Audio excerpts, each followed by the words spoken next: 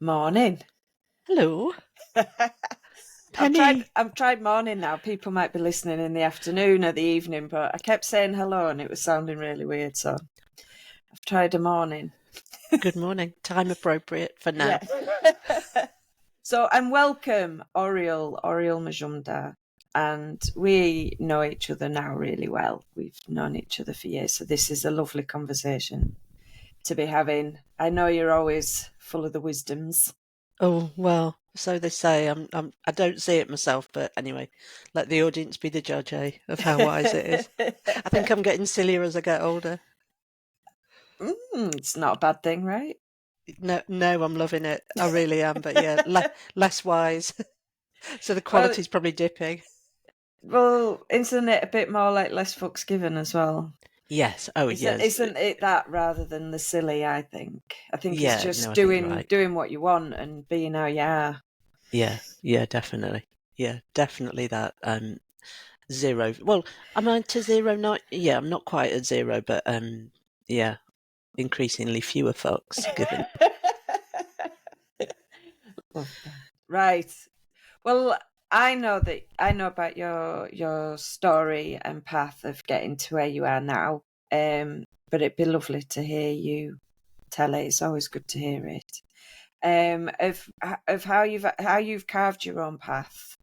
Um, to get to where you are now, and I'll let you start wherever you feel comfortable starting. Yeah, I mean, it's a story of I've told before. I mean, it's not really my shtick, but it is, it's true, and what I've got. So that I think a long history of not carving my own path, of having it carved for me, and being very dutiful and uh, compliant and doing the right thing and conscientious and hardworking and all the things that that people are. And so I had a long career in voluntary sector and local authority sector, mainly because I'm a public servant. Like, I believe in public good.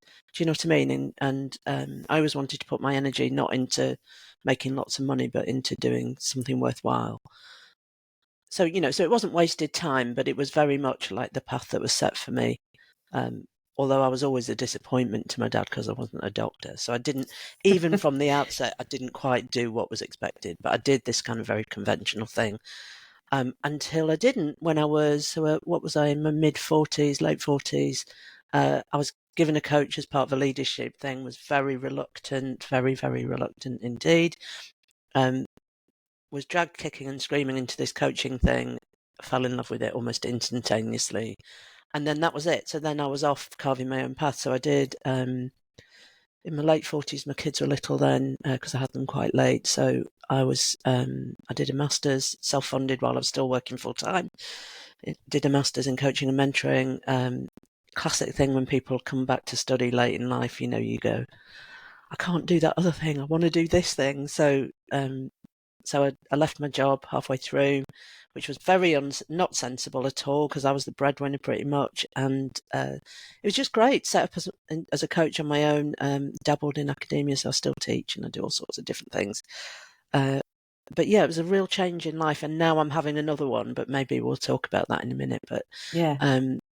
now at 61, I'm having another kind of career shift, which is interesting. And I'm right. I mean, it's a good moment to talk about it because I'm right poised for the next thing. So yeah, that carving my own path. And I suppose when I found the thing that I fell in love with, which Yeah. has happened to me again, like I found another thing that I've fallen in love with, it was a bit like leaving a long-term partner. In fact, because you found your new love. It wasn't really nerve-wracking. So that really was my own path because people were going, oh, should you? There's not a lot of work out there, and it's a bit nerve-wracking, and you've got two little kids and a mortgage and all of those things. But it was so, what's the word? Like I had nothing else. It was so compelling that I had Yeah. to do this thing. A bit like when you meet someone new, it's that, like, you just know. I've described it in the past as like not having a choice. Yeah, I didn't have a Like choice. I definitely didn't have a choice. I mean, it's the a other thing weird was killing feeling, me. but It yeah. is a weird feeling. It's like you're drawn to it. Um, and it's not without sacrifice, is it, or effort? It's not just because there's no other choice. Doesn't make it easy. So it's not an easy thing to do, but you just have to do it.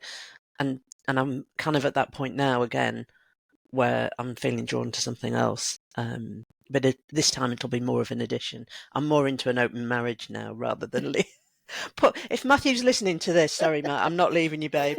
But to extend the metaphor, I'm welcoming a new partner into my life.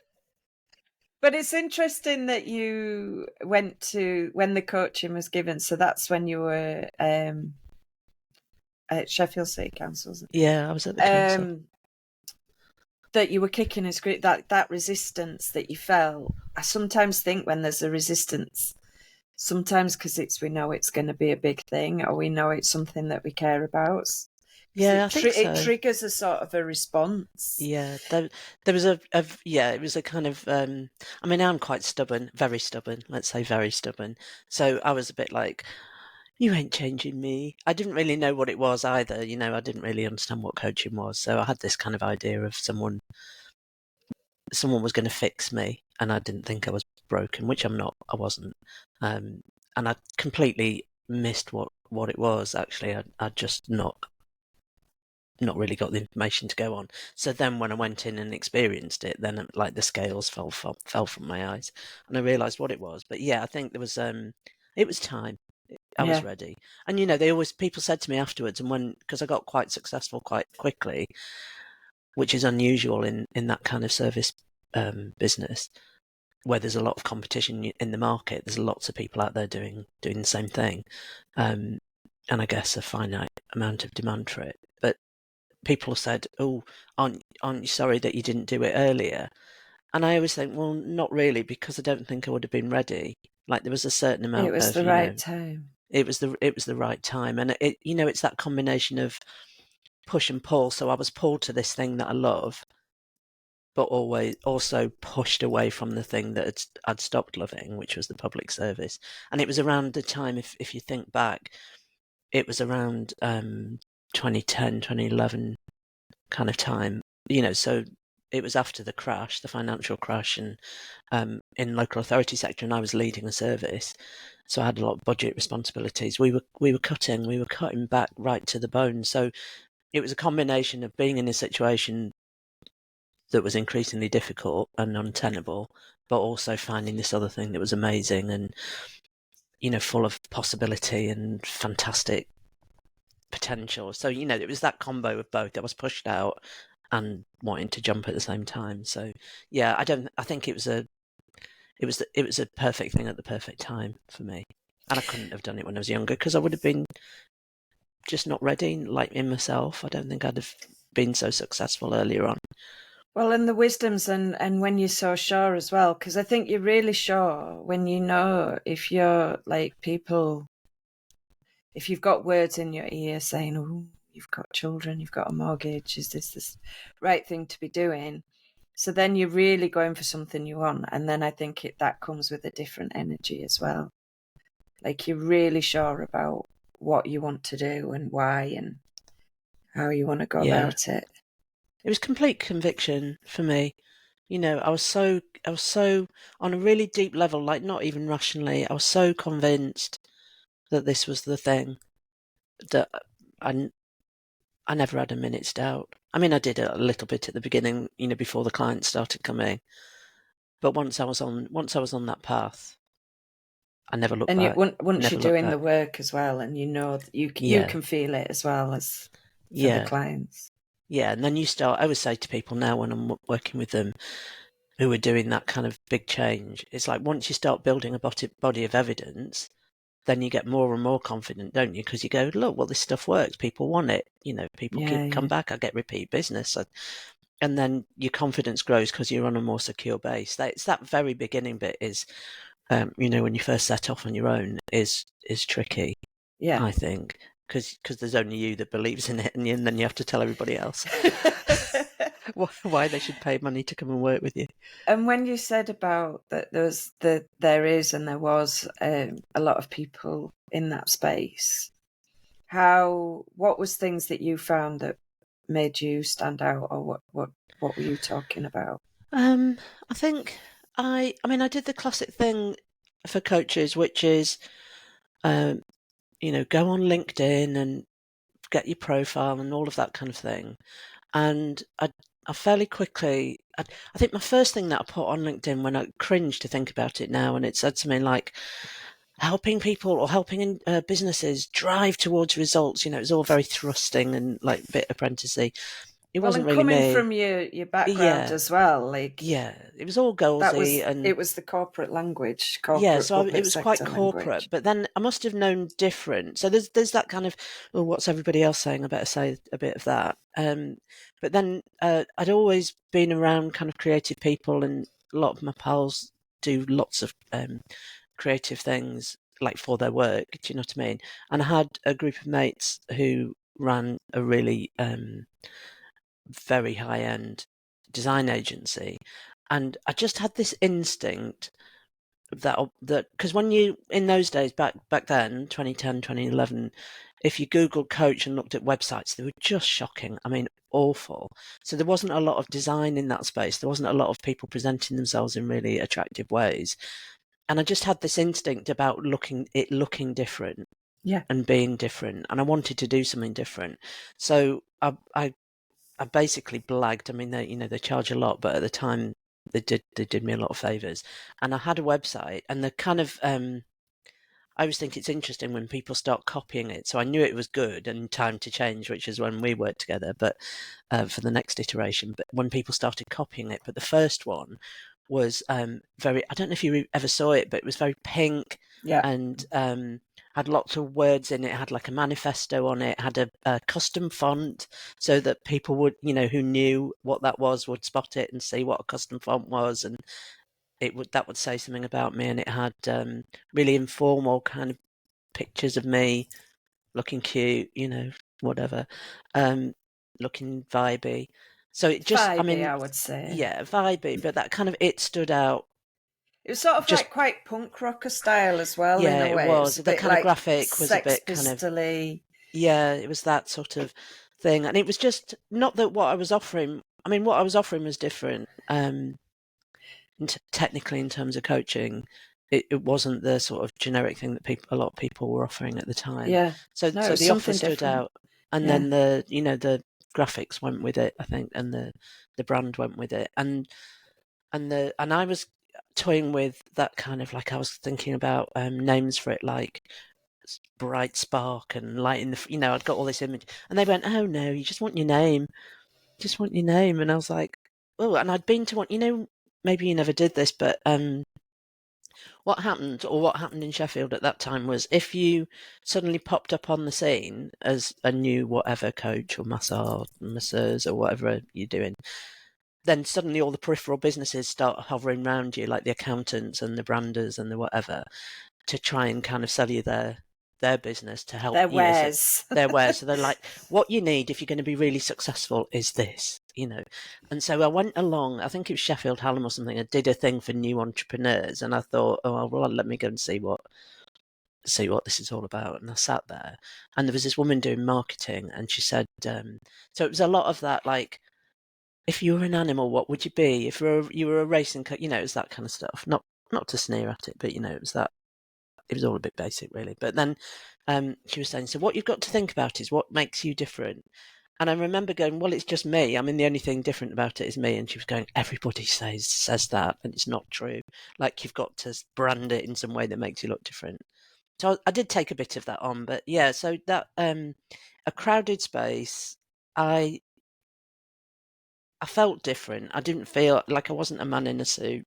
I was working with different kinds of people to the kind of classic business clients.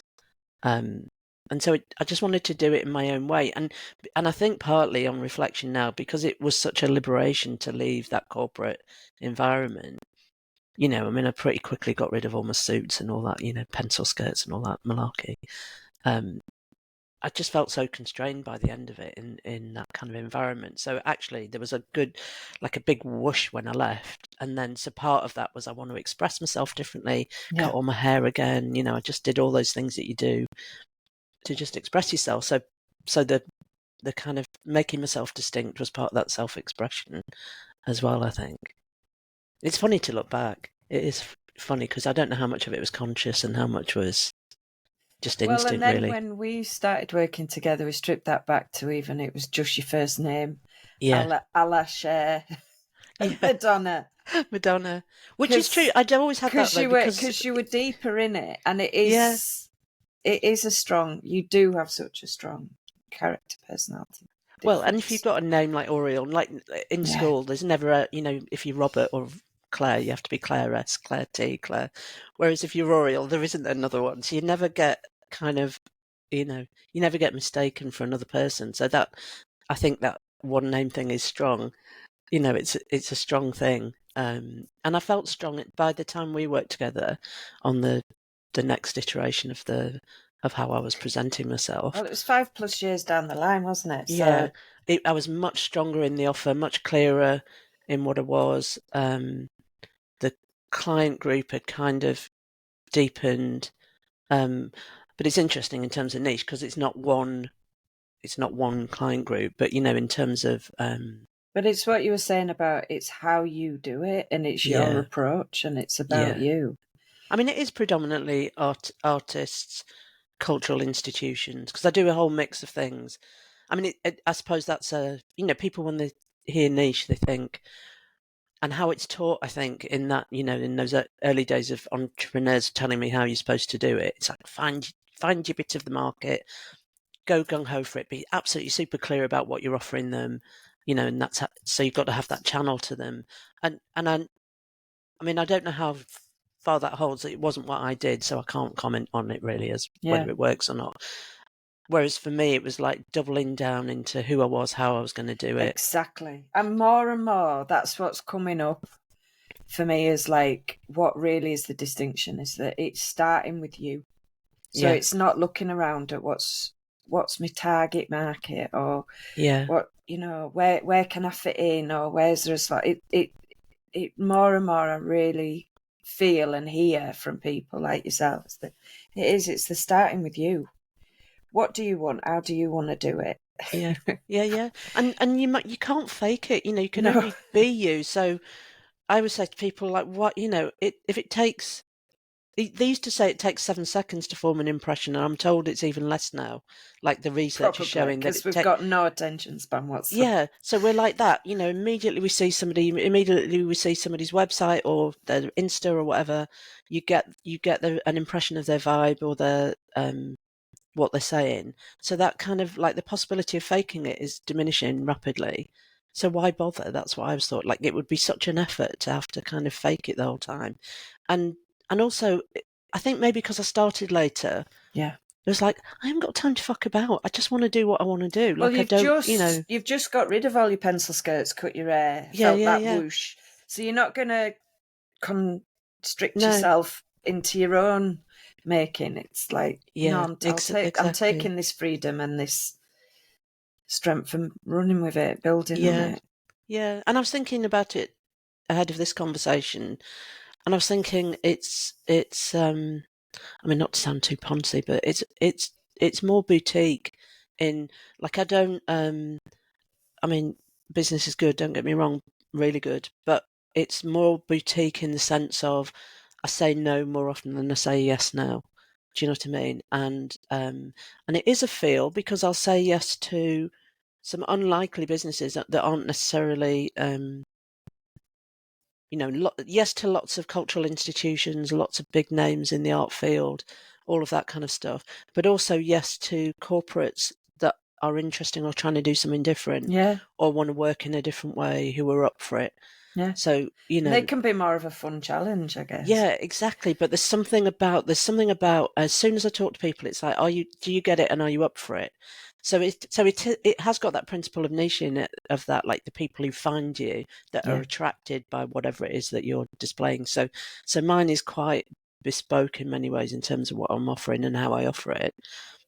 And by the time they've arrived at my door, they like it, So like our third go at yours and mine's second go at the brand, the one we've just done. Well, it's a year old, I think now, which is unbelievable. But anyway, Yeah. still feels fresh as a daisy. But that, and and I've Well, been using it for a year. we stripped it back even more, and I think this is where you're getting even more comfortable in your niche and as you as a person, as Yeah. a practitioner. And it was the photography with Chris Saunders. Oh yeah, what a genius! Absolutely gorgeous. Yeah, And what was so lovely with that was that you were so comfortable to take the words out. yeah, Take a lot of the words out. There's obviously still some story in there, but it's so much more that feeling of you. And if you're into you, yeah. If you're and into it, you're it's a into piece it. of it is again. It's sometimes I think with these businesses when they mean so much, as saying it with Sally recently on the podcast, is that it is a piece of art. Yeah, I do I believe think it. so. It's like a self-expression. If you could be self-expression and how you're delivering and showing that, it is a piece of art, I think. Yeah, well, it's intentional, and it's thoughtful, it's expressive, it's it's that kind of unashamed. It's bold. I mean, it doesn't have to, like mine isn't shouting, but it's bold, I think. And so that comes from a place of confidence. I get when you start, you might not feel that confident because you haven't got the body of evidence yet. You know what I mean? It's that like confidence does come from track record as well, but it's also like belief. Like I absolutely know and believe in the quality of what I do. Like I've got zero doubt about how good the work is, the potential for the work, and it's and it's beautiful work. Just and I'm not saying, and that is different to me being amazing at what I do. It's about like this thing that we do together, whoever you are that arrives at my door, whether you're an individual, a company. So I do all sorts of things. I mean, for people who listen who don't know, I do like hosting and conversation. So I've interviewed people like Mel B, the Spice Girl, and Armando Iannucci, and Susie Dent, and all these amazing people. So that kind of public speaking on a stage in front of 500 people, right through to one-to-one with a young DJ, that kind of like, and everything in between, big companies, corporates, all of that. But it's all me in the way I do it, and I absolutely believe in, and I'm convinced by the quality of the work. So then you can stand confidently with nothing around you, no words, no padding. But it's getting to that, I think, is the tricky bit, because not every, I didn't start with that. I didn't No, always have that it confidence. takes a while. Like you say, you had like quite the punk rock, rebellious, bold expression to start off with. Then we went, and it was a much calmer place, but it was still very descriptive, very setting the scene. And then this final iteration, which probably, where's that? Maybe is that 15 years? Yeah. So it's like it's 15 15 years that you build in that body of work to get where that is. And I also like that in the sense of that's when people have the thing of niche where they say, "Oh, just do one thing," but it's like how deep you can go with that, and Yeah. how much you can develop that, and how many opportunities that opens. Oh, completely. I mean, I teach, I consult, I coach, I train people in coaching. I'm an academic. I write academic texts about poetry and coaching, about creativity and coaching.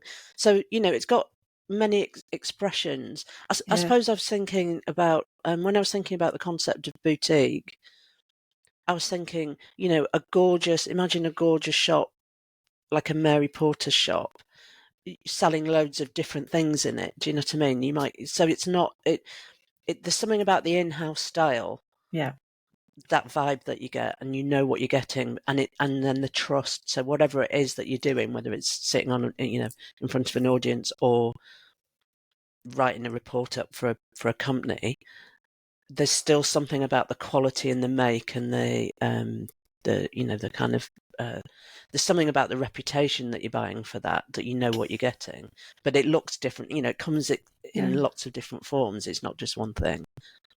And they're all expressions of you and how much you understand those people as well. Yeah, I think so. And I think that I mean it is very tricky, isn't it, when you start though, because I would say to people, just start somewhere. You've got to start somewhere. In a way, what you're trying to do is build that reputation, and even if it's not quite in the bit of the sector the bit of the market you want to work in, you can you can morph, you can evolve. It's not where you start isn't necessarily where you're going to end up. Yeah. But if there's an easy in, if you've just come out of, although I never did this, I mean, I'm thinking if you come out of a particular sector, like maybe you come out of teaching, actually, and you've got loads of contacts and a great solid network, you might want to start there. Yeah. I'm thinking about coaches now because I do a lot of supervision as well, and lots of people ask me about business, setting up in business. But that, even though Well, my you might have a sister, hankering, yeah, it's a my coach. sister who was a teacher for 20 years, we did a conversation in season 1. And that's what she's done. Start where you're Yeah, at and yeah. build out.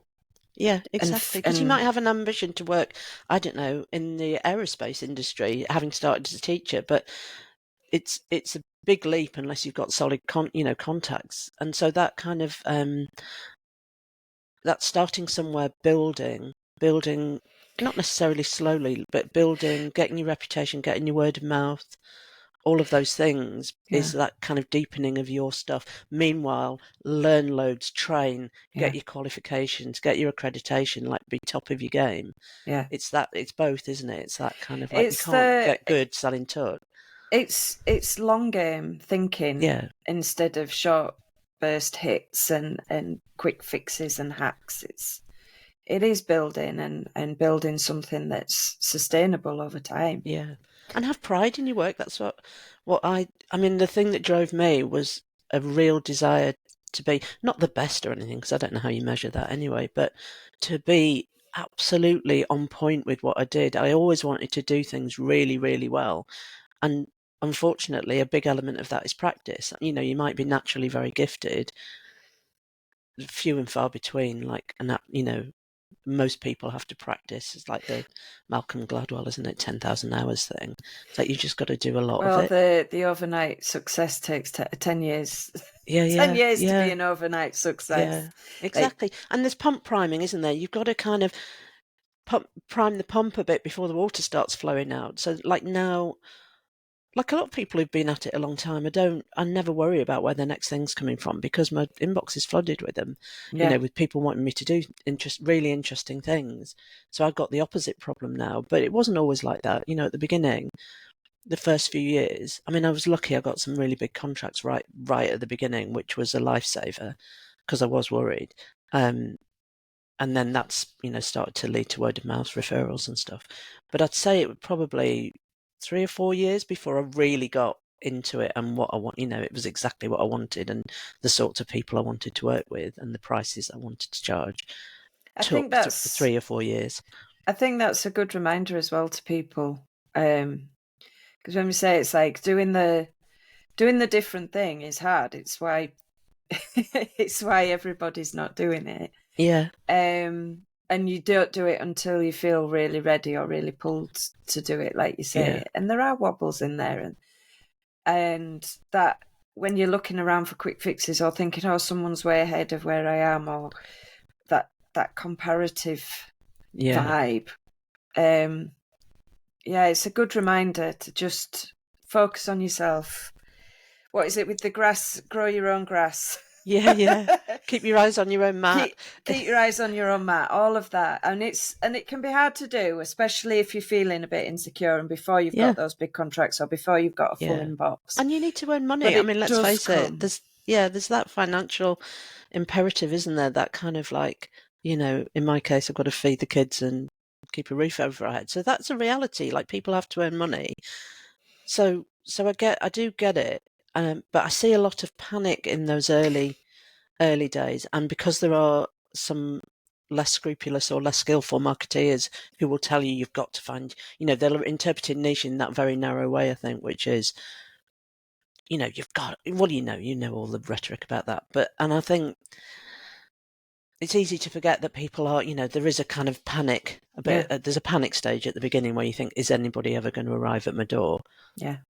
So I see why people want like kind of easy fixes, but really there's no substitute for practicing your craft, practicing your practice, whatever it is, so that you get super good at it and then just get out there and graft. And I mean, it's so boring and old-fashioned, isn't it, to say that, but it's true.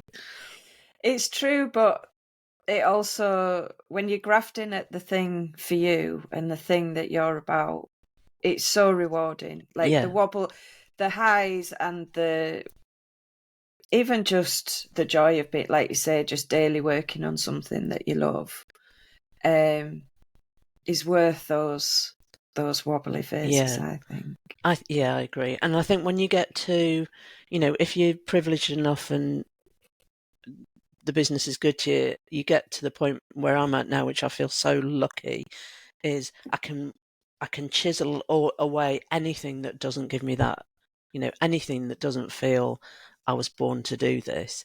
I'm starting to drop, because I'm older and I'm putting fewer hours into it, so it's getting even more boutique, like in terms of smaller numbers of clients, and it will just be the things that I absolutely know that I'm adding value, Well, you rather than say lucky, but that's been 15 years of building towards that but it's as it's a well. blast when you can be that, like, I'm literally only going to do the things. I was teaching a group of adult students the other day, like master's students, on a program that I run, and this American guy, New York guy, I stepped in as coachee to help him practice, and we were doing it in a group so that people could watch and comment.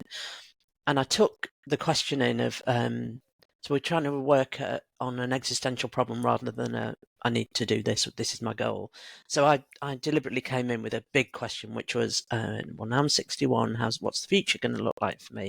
I want to be more thoughtful about what I'm doing.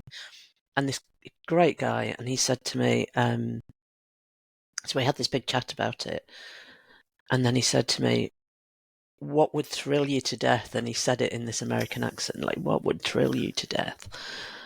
And then I was like, oh God, that's fantastic. So now in my head, that's my mantra. It's like, does it thrill me to death? So when I'm presented with an opportunity, I go, does this thrill me? And if it doesn't, I'm saying no to it. But just how powerful does that feel, though? Yeah. Well, and then your clients know that you're thrilled. I mean, Well, because as well, I say, like, it's like you build on your expertise. You've niched down so you can build on the expertise, and then it's sort of the joy that you're having doing the thing that you're getting really good yeah, at is the energy that you're then giving to the exactly. clients, rather than having a burnt out, bit resentful, fed up of doing the Yeah, yeah. thing vibe. Yeah, or even a blah. I mean, it doesn't even have to be that Yeah, dramatic, does it? yeah, It's like, yeah, yeah, sure. oh, here's another bit of work I've got to do for the money. And don't get me wrong, some of that work did used to thrill me. Like, it was thrilling to even have clients. Do you know what I mean? Like, that somebody would want me there to do something. That was thrilling in itself. But that kind of my threshold for what thrills me has gone up and up, Yeah. or more and more specific. So the things can change, but I just love that as a mantra. Does it thrill me? No, I asked myself. I said to him, you've changed my life with that demo, that like observed practice, by asking me that question. And he It's a sort of, brilliant, absolutely yeah, brilliant question. yeah, it can only work in a New York accent. Like, does it thrill you to death? It's just So, well, fantastic. then I guess we almost touched on it a bit in the beginning about like what's coming next. So, what is this new thing Yeah, that's thrilling me. that's Yeah, thrilling you to death? it's it's poetry, bizarrely. So, and art. I mean, which has always thrilled me. So, but there is another kind of, you start forming your narratives, don't you, stories. So um, I was very keen on poetry when I was a little kid, and I used to write poems at school and all that kind of stuff. And I used to win little prizes and, all of that. And I loved it. But my dad was very Indian doctor, wanting me to be a doctor, very, and there's a whole thing about first generation immigrants, what they want for their kids and how they want them to be. I mean, it's very complex, but there's politically and emotionally, but there's some stuff about it for first and second generation people, about proving your worth, about earning your place in the country, about working hard so you don't get called lazy. So there's a lot of We that had kind of stuff. exactly this conversation with Dave. It's not out Oh, yet. It's yeah. the first one, but Oh, right. So that's this will, almost word for word yeah. So from there's Italian. But yeah. So there's some very deep things that go on. So for all those reasons, so it wasn't just because he was an evil Indian father. It wasn't that cliched. He wanted me to be a doctor because I was probably the one in the family that was the most likely to do it. Um, anyway, so poetry kind of fell off the table, as did art and all of that kind of stuff. But I was kind of creative, but in very quiet ways, very suppressed ways. And I'd have loved to have gone to art college, but of course I had to do science A levels and science degree and all of this stuff. So it wasn't really until I discovered coaching and started working with artists that side of myself started to come out. And so in my practice, I work in a lot of creative ways and always have. And then over the last few years, poetry has started to come in as a way of practicing. So either writing with people, choosing poems together, or them writing, me writing. So there are all sorts of different things. And I've been doing pieces of academic writing about the theory of it, like what's happening when we do that work. So I've got a couple of book chapters coming out this year, but one of them is on poetry and coaching. Anyway, in the doing of all of this through my coaching practice, I've got back into writing it. And then I was thinking about and finding it really satisfying, but just like, like a kid making tunes in the bedroom, I'm like that with my poetry, like sitting in my little bedroom, writing my little poems. And then I did two things at the beginning of the year or at the end of last year. One was I've signed up to an Arts Foundation degree.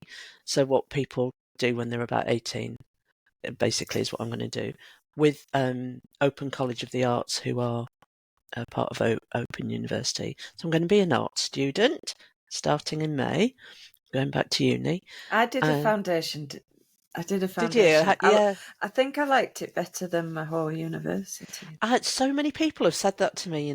It was so much more exploratory and expressive, and more intense, because it's just like not intense in a bad way, but intense in a way that you could really get lost in it. And it was more. Yeah, I don't know. So many people have said similar that was a really special time for them. Yeah. So I'm really looking forward to that. And fabulous. So the particular course has a focus on creative writing. So and then I did. Nice. I'm just fresh off. I treated myself, and it is a treat because it's expensive. But I went on a week in Hebden Bridge, a week's poetry writing retreat. Near my old hood. Oh, honestly, it was phenomenal. So we were in this hostel. The group took over the hostel, and we had two amazing tutors. Shout out to them. They were fantastic. And it was just wonderful. And I came out with 3 poems that are publishable or submittable, which was, so I'd gone from like these cronky kind of bedroom poems to actually workshopping some stuff that was halfway decent. So I'm thrilled. I'm like literally thrilled to death, like to have that feedback from the tutors and be on my way. So that's it. So it's poetry. So it's still, I'm still, still got to earn a living. So I'm still practicing. I'm still doing, but I'm trying to really boutique that down, niche that right down. So it's just the things I really want to do. Make some space for the studying. I'm going to be an art student. I'm going to write poetry.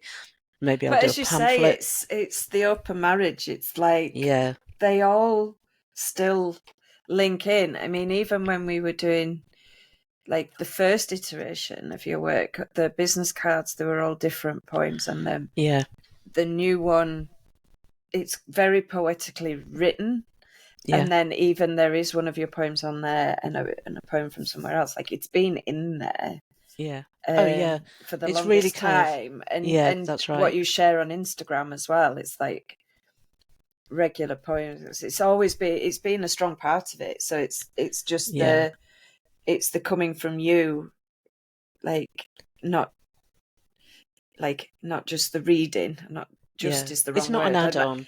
But it's also like the poetry thing's always been there, but now you're also creating it as well as. Yeah, that's the new thing. The new thing. Is the voice. It's that. I was working with a tutor when I was doing my supervision qualification a few years ago, and my model of all my work really is about, and I know you've read it, Penny, this kind of sitting, it comes from Omar Khayyam's poem, but this idea of sitting under the tree, expressing ourselves, singing in the wilderness, that's really strong for me in terms of what I do. It kind of informs what I do, is to spread a blanket and invite people to come and express themselves and find their way forward with that. And this tutor said to me, Auriel, wouldn't it be lovely if you could do for yourself what you hope to do for everybody else? I was like, oh shit, yes, it really would.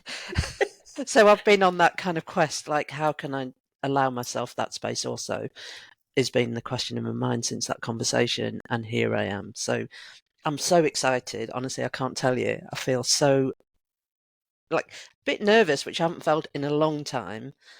Like, how am I going to be? Well, they're And is it very going to be? close feelings, aren't they? Yeah, Fear and yes, excitement, or yeah, nerves, should I say, rather yeah. than So fear. May the 7th, I get to enroll, um, It's going to and be fabulous. join the group. I hope so. I think it will.